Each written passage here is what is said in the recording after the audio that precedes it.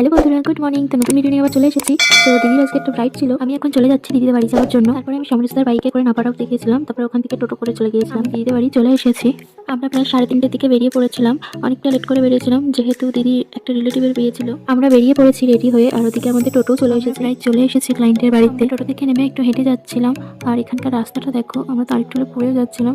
তো ফাইনালি ক্লায়েন্টের বাড়িতে এসে মাত্র বাইককে বসিয়ে দিয়েছিলাম, যেহেতু অনেকটাই লেট হয়ে গিয়েছিল সেই জন্য তাড়াতাড়ি করে বসিয়ে দিয়েছিলাম। এখানে শাড়িটা প্রিন্ট করাও কমপ্লিট হয়ে গেছে, মেকআপটা করা শুরু করে দিয়েছে।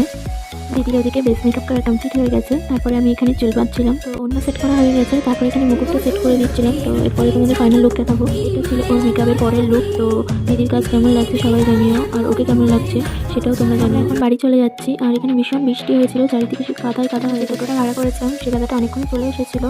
তো এবার আমরা চলে যাচ্ছি বাড়ি। তো আজকে ভিডিওটা কেমন লাগলো সবাই জানিও, ভালো লাগলে লাইক কমেন্ট শেয়ার করে দিও। তো দেখা হচ্ছে আবার পরের ভিডিওয়। বাই।